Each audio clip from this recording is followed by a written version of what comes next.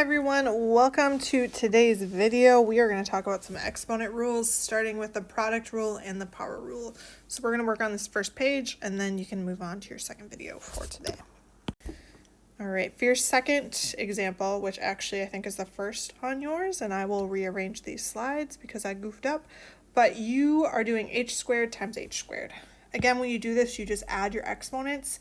H to the power of 2 plus 2 equals h to the power of 4, which would be your final answer. So the first rule is a product rule, which basically says if you're doing x to the power of a times x to the power of b, in order to multiply those, you're going to add your powers together. So we're going to go ahead and solve our first problem, which is negative 2 times a squared b times 7a cubed b. So it's sort of like you're putting the parts that match together, similar to combining like terms. So the first thing I notice is we have a negative 2 and a 7. So I'm just going to do negative 2 times 7, which gives me negative 14. And then we want to put together the a's. So I notice we have 2 a's and we have 3 a's. So we're really going to do a to the power of 2 plus 3, which gives me a to the 5th. I'll write that right behind my negative 14. Sorry, I wrote 7. I don't really know why. And then my last part is the b's. So we have b to the power of 1. It's not written, but it is there. It's a sneaky little 1. And we have b to the power of 1 there as well. So if I combine those, we have b to the power of 1 plus 1, which equals b squared. So my final answer would be negative 14, a to the 5th, b to the 2nd. Again, you're adding your exponents. Those things out front you would just multiply like normal.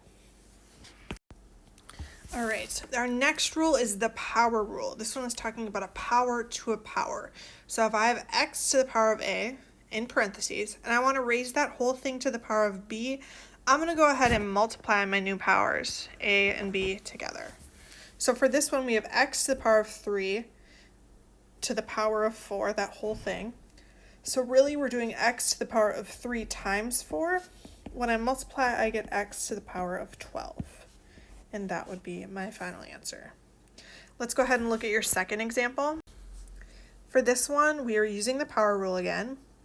Notice we have negative 2 m to the 5th, and then that whole thing is squared times m to the 3rd.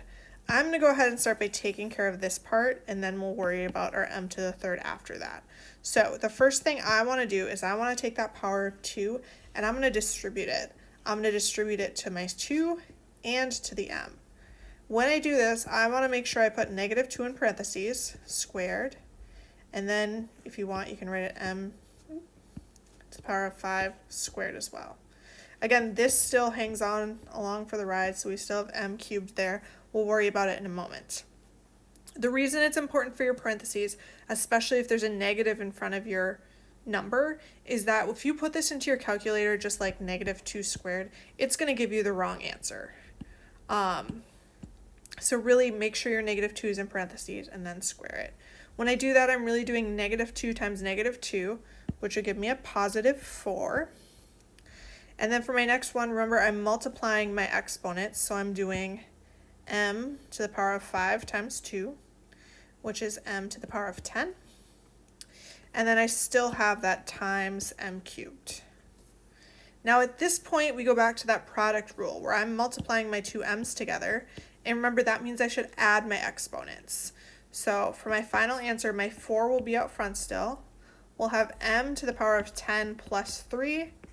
And 10 plus 3 gives me 13. So we have 4m to the power of 13 as our final answer.